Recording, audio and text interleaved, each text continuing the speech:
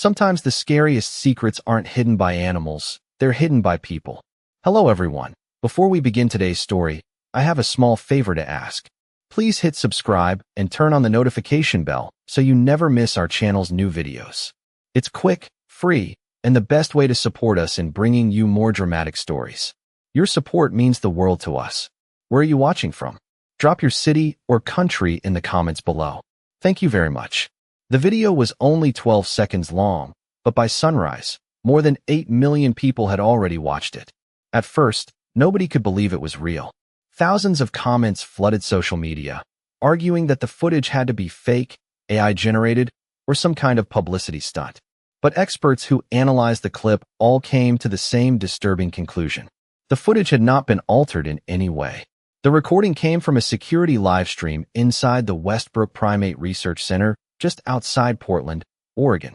The camera showed a massive silverback gorilla sitting silently near the corner of his enclosure late at night, while rain tapped softly against the glass walls behind him. His name was Kane.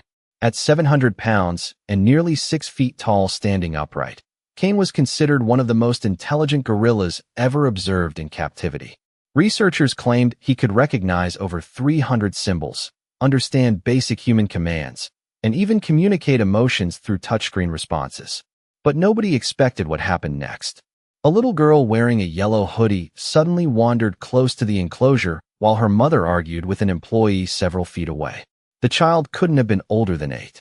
She pressed her tiny hands against the glass and smiled nervously at the enormous gorilla sitting in the shadows. For several long seconds, Kane didn't move. Then slowly, the silverback lifted his head. His dark eyes locked onto the little girl with an intensity that instantly made the room feel colder. Visitors nearby stopped talking. One woman quietly backed away. Kane stepped closer to the glass. The child froze, even through the security footage. People later said they could feel the tension in the room. The gorilla leaned forward until his face was inches away from the girl's reflection. Then his mouth opened. At first, viewers expected growling or some kind of animal sound. Instead, a deep, raspy voice came through the camera speakers. "Don't trust them." The room immediately fell silent. The little girl stumbled backward in shock. Her mother screamed. A security guard nearly dropped his flashlight as visitors rushed toward the exits in confusion. Kane continued staring directly at the child without blinking. "They lie," he said softly. Within minutes, the research center shut down the live stream and deleted the footage from its official website. But it was already too late. Dozens of viewers had screen-recorded the clip before it disappeared, and by midnight, news stations across the country were replaying the terrifying moment over and over again. The following morning, reporters crowded outside the research center gates while helicopters circled overhead. Scientists demanded access to the original footage. Internet detectives began digging through old employee records. Some people called Kane a miracle. Others called him dangerous. But inside Westbrook Primate Research Center, fear was spreading much faster than curiosity. Because the employees working there knew something the public did not. Kane had never spoken before. Not once. And according to internal reports that were never supposed to leave the building, the gorilla had spent the last 3 weeks displaying behavior that terrified the staff. He had stopped sleeping normally. He refused food from certain employees. He repeatedly covered the security cameras inside his enclosure with blankets and straw whenever specific workers entered the room. But the strangest part of all was this. Every single time Kane became agitated, he kept staring toward the lower level of the building, the part of the facility visitors were never allowed to see. By noon, the front entrance of Westbrook Primate Research Center looked more like a crime scene than a scientific facility. News vans lined the parking lot for nearly a quarter mile, while reporters shouted questions at every employee walking through the security gates. Helicopters hovered overhead so loudly that nearby residents later complained the noise rattled their windows for hours. Nobody inside the building seemed prepared for how quickly the situation had exploded. Dr. Adrian Cole stood near the observation room on the 3rd floor, staring at the endless stream of headlines flashing across his phone.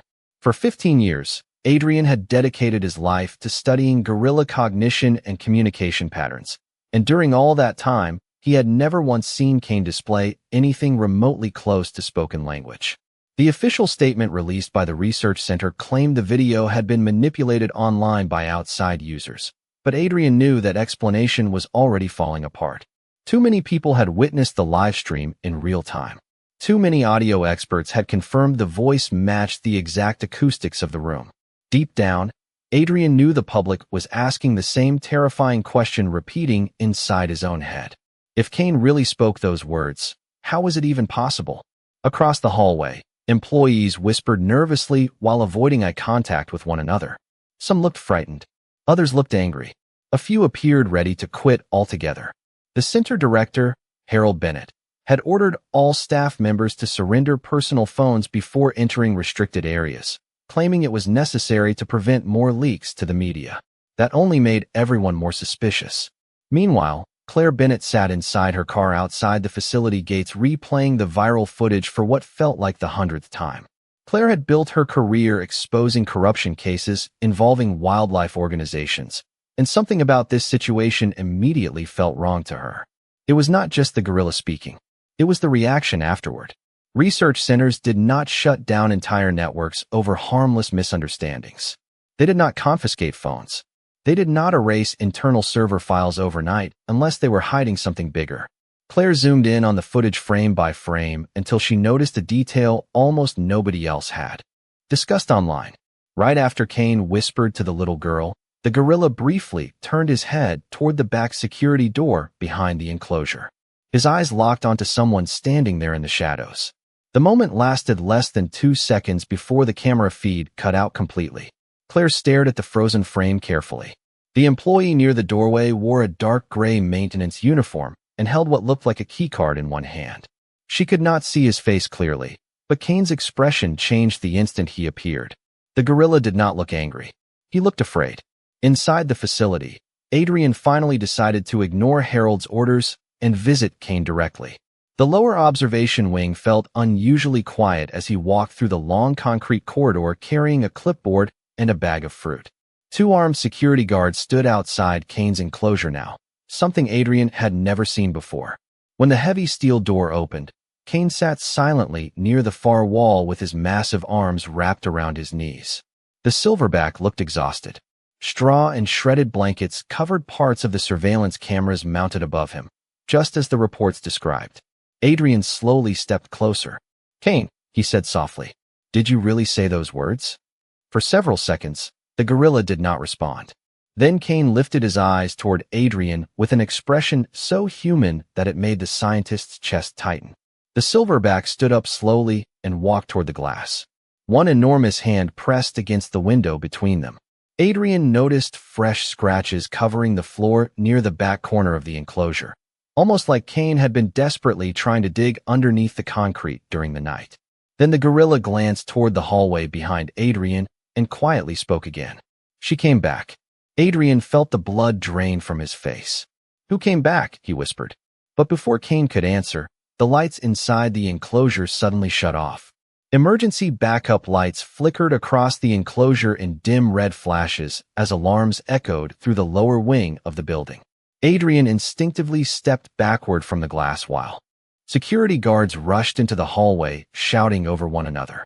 Somewhere deeper inside the facility, a steel door slammed shut with a loud metallic boom that vibrated through the floor beneath his feet. Kane did not move. The giant silverback remained standing silently at the glass, staring past Adrian toward the dark corridor behind him as though he was listening for something approaching from below. "What is going on?" Adrian demanded as one of the guards grabbed his arm and pulled him toward the exit. "Power failure," the guard muttered quickly. "Protocol says everybody leaves the wing immediately." But Adrian knew that was not true. He had worked at Westbrook long enough to understand emergency procedures. A simple outage would never trigger a full security lockdown. As they moved down the hallway, Adrian glanced back one last time. Kane was still standing in the exact same position, one hand pressed against the glass while the red emergency lights reflected in his dark eyes. Then the gorilla slowly raised his finger and pointed toward the floor beneath the enclosure. Adrian barely slept that night. News coverage outside the facility intensified by the hour, while online conspiracy theories spread faster than the official statements could keep up with them. Some people claimed Kane had been secretly trained by military scientists. Others insisted the video proved animals were smarter than humans all along. But none of those explanations answered the question tormenting Adrian most. Who had Kane meant when he said, "She came back"? Early the next morning, Claire Bennett finally managed to gain temporary media access to the research center after threatening legal action over public transparency violations. Harold Bennett personally escorted her through the building with a forced smile that never quite reached his eyes. "You have exactly 30 minutes, Harold said sharply as they walked past reinforced security doors. "And you are not permitted near restricted levels." Claire nodded politely while secretly recording audio on her phone from inside her jacket pocket. The deeper they moved into the building, the stranger the atmosphere became. Employees avoided conversation entirely. Several rooms appeared suddenly abandoned, with paperwork still scattered across desks and computer screens left running. One hallway smelled strongly of bleach, as if something had recently been cleaned in a hurry. Claire noticed security cameras mounted every 20 feet now, many of them newer than the rest of the building. "You seem nervous," she casually remarked. Harold stopped walking. "We are protecting valuable research," he replied coldly. "That is all." Before Claire could answer, a loud crashing sound echoed from somewhere nearby. Harold immediately stiffened. Another crash followed, louder this time, along with muffled shouting. Claire recognized the direction instantly. Kane's enclosure. Harold cursed under his breath and hurried toward the noise, while Claire followed close behind. Inside the observation room, chaos had erupted. Kane was slamming both fists against the reinforced glass while alarms flashed overhead. Several employees backed away nervously as the silverback roared with visible panic. But Claire quickly noticed something strange. Kane was not trying to attack anyone. He kept looking toward a single woman standing near the rear security door. The woman wore a gray maintenance uniform and clutched a keycard tightly in one trembling hand. Claire froze.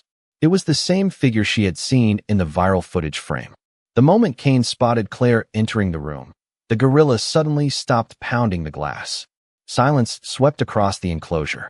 Kane stepped closer until his face nearly touched the barrier again. Then he slowly lifted one enormous arm and pointed directly at the woman near the door. Everyone turned toward her. The maintenance worker's face immediately went pale. "Kane," Adrian whispered carefully from beside Claire. "What are you trying to say?" The gorilla's breathing slowed. His eyes locked onto the terrified employee. Then in a rough, strained voice that sounded almost painfully human, Kane spoke 3 words that made the entire room go silent. "She takes babies." For nearly 5 full seconds, nobody inside the observation room moved or spoke. The only sound came from the faint buzzing of the emergency lights overhead and Kane's slow, heavy breathing against the glass. The woman in the gray maintenance uniform stood frozen near the security door while every eye in the room turned toward her at once. Claire noticed her hands shaking so badly that the keycard almost slipped from her fingers. "What is he talking about?" one employee whispered nervously. Harold Bennett immediately stepped forward before anyone else could respond. "That is enough," he snapped loudly. "Everybody out of this room right now." But the panic spreading across the staff was already impossible to contain. Several workers backed farther away from the woman, while others exchanged frightened glances with one another. Adrian kept staring at Kane in disbelief. The gorilla had spoken clearly again. Not random sounds. Not imitation. A direct accusation. Kane suddenly slammed one hand against the glass once more, making several people jump. Then he pointed again at the woman near the rear door. "Bad," he growled deeply. "Bad human." The maintenance worker finally broke. "I did not do anything," she blurted out, her voice trembling. "I just cleaned the lower hallways. That is all." Claire stepped closer carefully. "What is your name?" she asked. The woman hesitated. "Diane," she muttered quietly. Harold immediately interrupted before Claire could continue questioning her. "This interview is over." His voice sounded far harsher now, almost desperate. "Miss Bennett, your media access has been revoked effective immediately." Claire crossed her arms. "A gorilla just accused one of your employees of taking babies," she replied calmly. "Do you really think people are going to ignore that?" Harold's face tightened with anger. This animal is under severe psychological stress. It is repeating fragmented sounds it has heard from staff conversations. Nothing more. But even as he spoke, nobody in the room looked convinced anymore. Kane remained eerily focused on Diane, watching her every movement with intense concentration. Then something even stranger happened. The silverback slowly backed away from the glass and moved toward the far corner of the enclosure where blankets and straw covered part of the concrete floor. Kane knelt down and began pulling the material aside with careful movements. Adrian frowned. What is he doing? Claire stared silently as Kane exposed a long series of deep scratches carved directly into the concrete underneath. The markings stretched nearly 6 feet across the floor. At first they looked random. Then Claire realized they formed crude shapes. Lines. Symbols. Numbers. Adrian's eyes widened. These are dates, he whispered. Kane pointed toward the markings while softly grunting in frustration, almost like he was trying desperately to force the humans to understand. Claire stepped closer to the glass, studying the scratched numbers carefully. Several of the dates matched missing incident reports she had already found online connected to Westbrook Research Center over the past 3 years. Reports involving transferred juvenile primates that were supposedly relocated to private sanctuaries. Her stomach tightened. Adrian, she said quietly, how many baby gorillas have disappeared from this facility? Before Adrian could answer, Harold suddenly grabbed Claire's arm. You need to leave now. His voice no longer sounded controlled. It sounded frightened. Claire pulled away sharply. Why are you panicking? She demanded. If this is all fake, then why are you trying so hard to silence everyone? The room fell silent again. Harold glanced nervously toward the security cameras mounted above them before lowering his voice. You do not understand what you are interfering with, he muttered. That single sentence changed everything for Claire. Because guilty people did not say things like that unless there was truly something hidden underneath the surface. At that exact moment, Kane turned away from the group and stared directly toward the reinforced elevator at the end of the hallway leading underground. Then the gorilla quietly spoke one final sentence that sent chills through everyone listening. Babies cry downstairs. That night, Claire Bennett could not stop hearing Kane's voice repeating inside her head. Babies cry downstairs. The words sounded impossible, yet every instinct she had developed during years of investigative journalism told her the gorilla was trying to expose something real. By midnight, the parking lot outside Westbrook Primate Research Center was nearly empty except for a few security vehicles patrolling the gates. Rain poured steadily across the property while floodlights illuminated the fences surrounding the facility. Claire sat inside her rental car, watching employees leave one by one until finally the third-floor offices went dark. Then she noticed something strange. A white delivery van with blacked-out windows slowly pulled around to the rear service entrance near the lower-level loading dock. No company logos. No license plate visible from the front. Claire immediately lifted her camera. 2 workers stepped out wearing gray maintenance uniforms identical to Diane's. Instead of entering through the main service hall, they used a separate security keypad beside an elevator marked Authorized Personnel Only. Moments later, the elevator descended underground. Claire zoomed in tightly on the keypad area and noticed faint scratches surrounding the button panel, almost as though it had been used constantly over many years. 15 minutes later, the van drove away again. Whatever had been delivered was now somewhere beneath the building. The next morning, Claire met Adrian at a small coffee shop nearly 3 miles from the research center after he insisted they avoid speaking inside the facility. Adrian looked exhausted. Dark circles hung under his eyes, and he checked the windows nervously every few minutes while lowering his voice. I accessed old transfer records last night, he admitted quietly. There are missing files connected to at least 11 juvenile gorillas over the past 4 years. Claire leaned forward immediately. Transferred where? Adrian shook his head. That is the problem. The records stop existing after approval signatures. No destination. No sanctuary confirmations. Nothing. Claire stared at him carefully. And Harold knows? Adrian hesitated too long before answering. I think he knows more than anyone. For several seconds, neither of them spoke.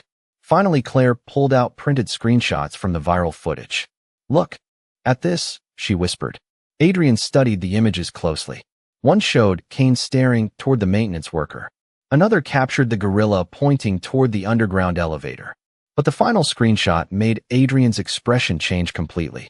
In the reflection of the glass enclosure, barely visible behind Kane's shoulder, stood the outline of a tiny figure. A young gorilla. Adrian's face turned pale. That cannot be possible, he muttered. There are no juvenile gorillas housed anywhere near Kane's wing. Claire lowered her voice even further. Then why does it look like one is standing behind him? Adrian immediately stood up from the table. We need to go back. An hour later, the two quietly entered Westbrook through a side employee entrance while media crews remained distracted outside the front gate. The building felt eerily tense now. Several sections had suddenly become restricted overnight, including the entire lower research wing. Temporary security barriers blocked access to the underground elevator Kane had pointed toward. Claire noticed new guards stationed every 20 feet. Whatever was downstairs, somebody was trying desperately to keep it hidden. As Adrian swiped his badge near Kane's enclosure entrance, they both froze. The lights inside were off again. Kane sat silently in the corner, barely moving. But the moment Claire stepped into view, the silverback slowly lifted his head. His eyes immediately locked onto her camera bag. Then he stood up and approached the glass carefully. Adrian frowned.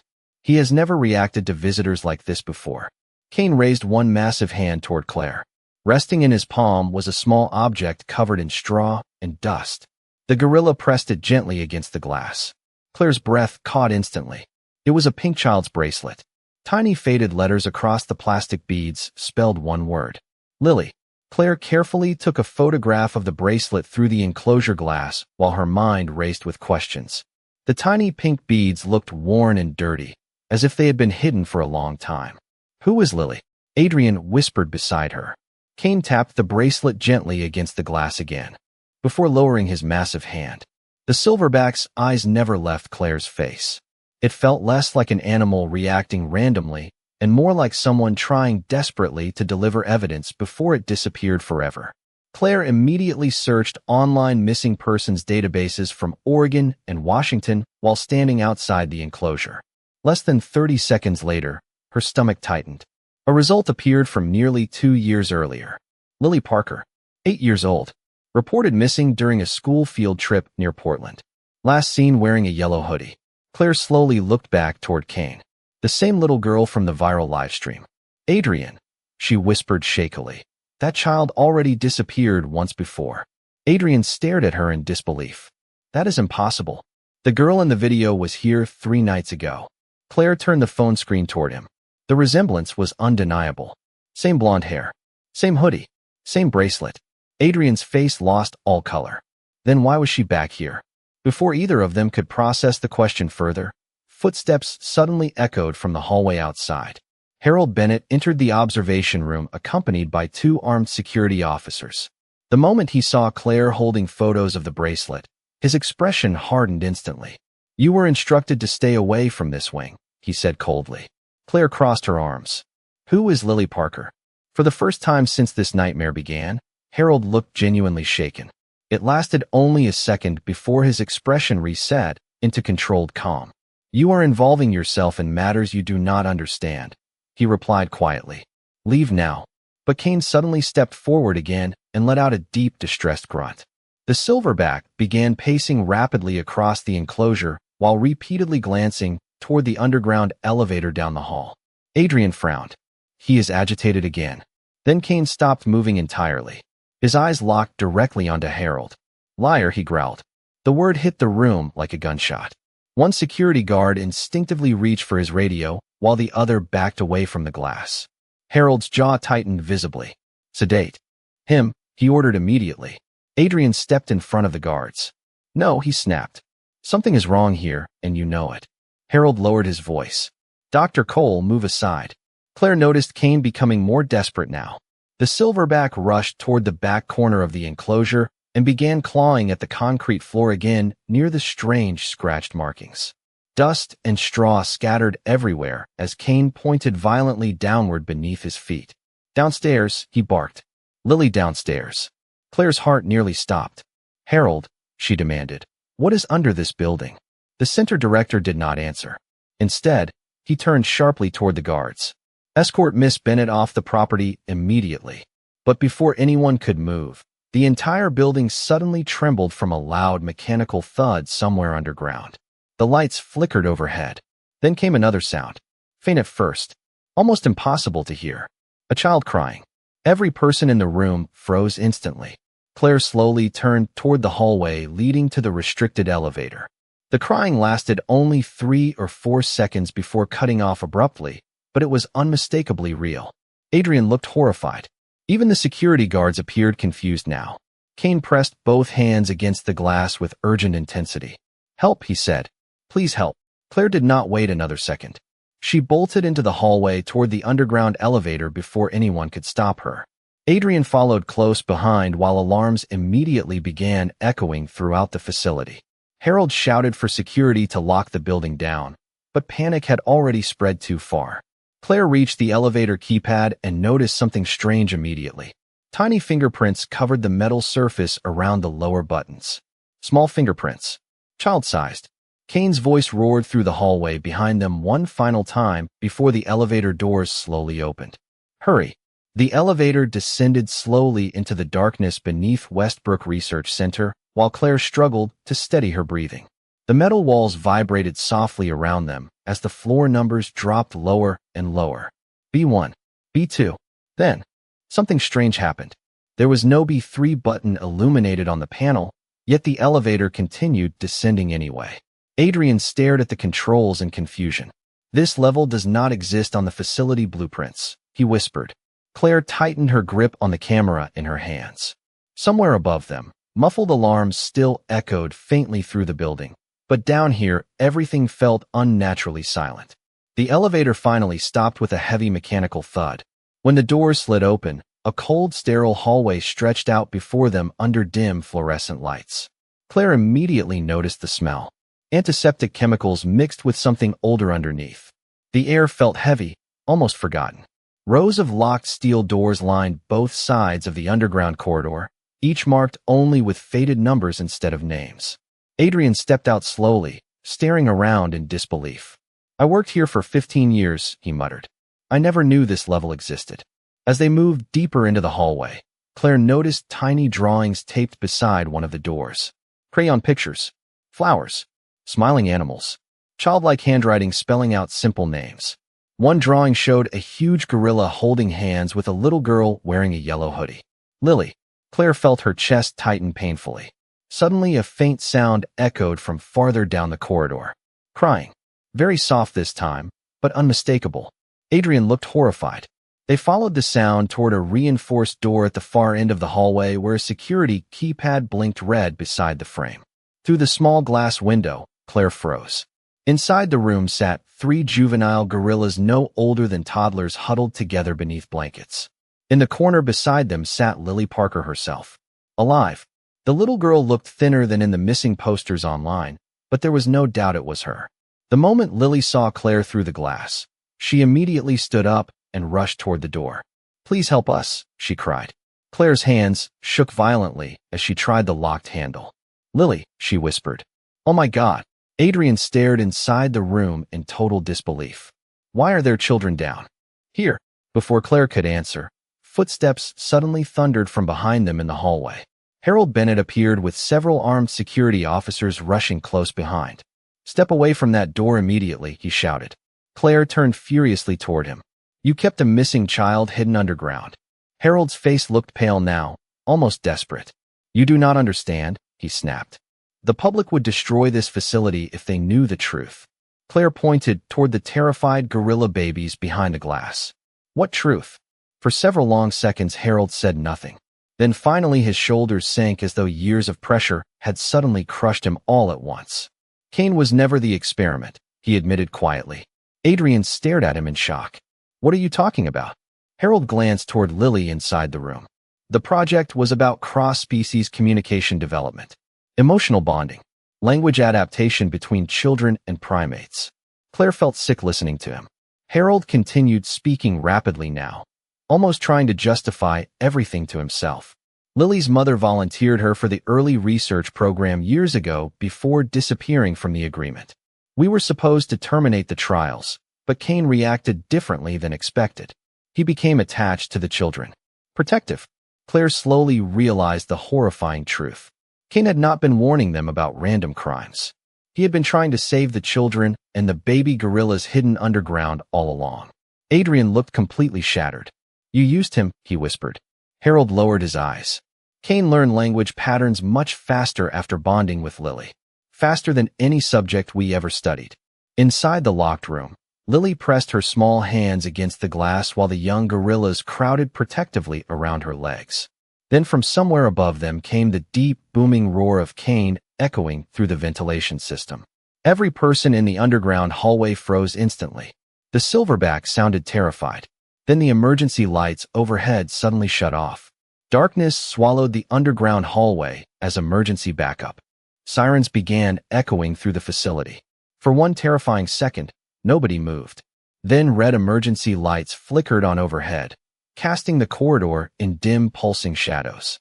Inside the locked room, the young gorillas immediately crowded closer around Lily while the little girl pressed herself against the glass in fear.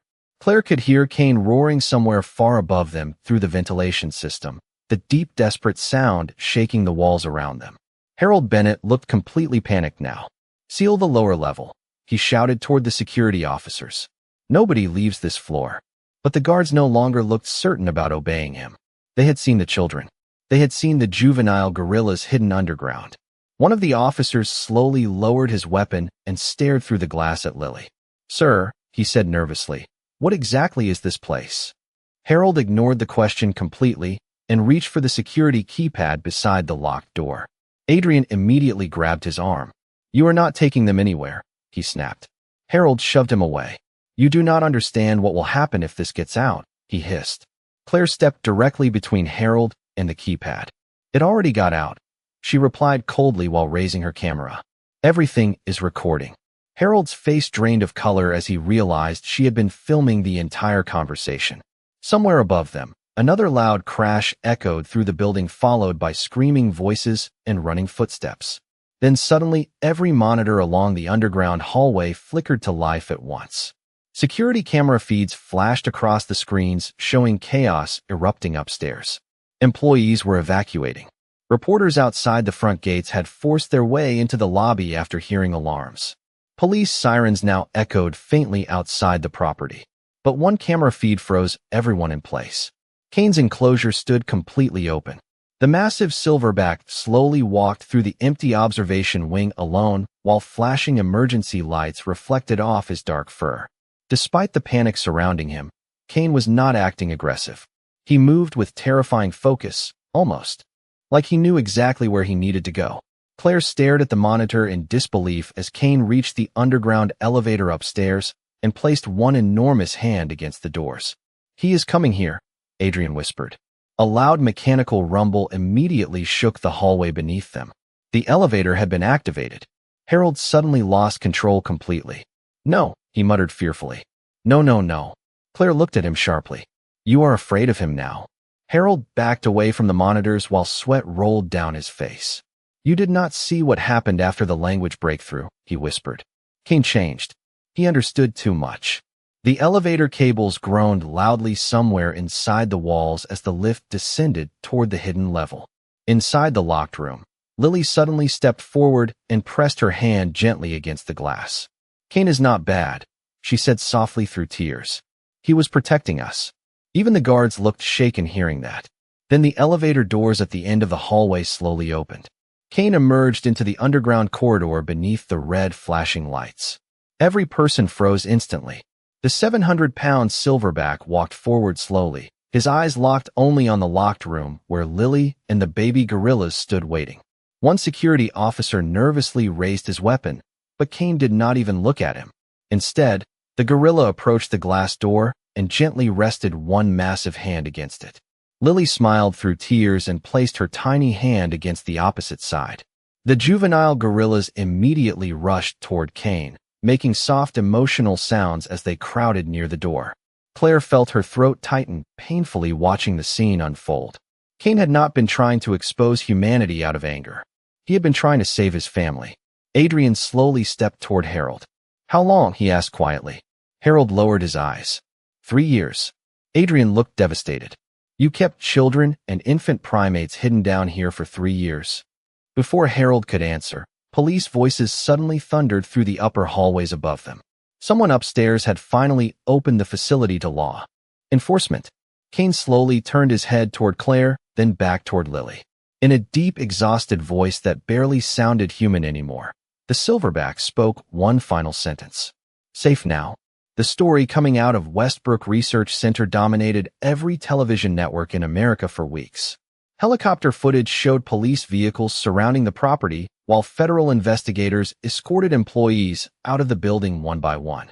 Reporters camped outside the gates day and night as shocking details slowly emerged about the hidden underground level beneath the facility. Secret research files were uncovered. Illegal experiments were exposed. Multiple juvenile primates were rescued along with children connected to unauthorized behavioral studies that had never been publicly disclosed. But out of everything investigators discovered inside Westbrook, one thing captured the world's attention more than anything else. Cain, the silverback who had somehow done what no human inside that building had the courage to do. He told the truth. 3 days after the rescue operation, Claire Bennett stood outside a protected wildlife sanctuary nearly 80 miles outside Portland, waiting beside a fenced forest habitat newly prepared for Cain and the young gorillas rescued underground. Rain drizzled softly across the mountains while journalists gathered quietly behind the restricted barriers in the distance. For the first time since the nightmare began, the atmosphere felt peaceful. Claire watched as a transport gate slowly opened near the tree line. Cain stepped cautiously into the sanctuary, followed by the juvenile gorillas that immediately rushed into the wet grass around him. The massive silverback paused beneath the towering pine trees and looked upward as if seeing open sky for the very first time in years. Nearby, Lily Parker stood wrapped in a warm jacket beside social workers and medical staff. Though still quiet from everything she had endured, she looked far calmer now than she had underground. When Cain noticed her standing near the fence, the giant silverback slowly approached. Everyone nearby instinctively held their breath. Cain stopped a few feet from the barrier separating them. Lily smiled softly and lifted her hand. The silverback carefully mirrored the gesture, resting his enormous palm gently against the fence across from her tiny fingers. Several reporters nearby quietly wiped tears from their eyes. Claire lowered her camera for a moment, overwhelmed by the sight in front of her. Adrian stepped beside her silently. He no longer wore his Westbrook identification badge.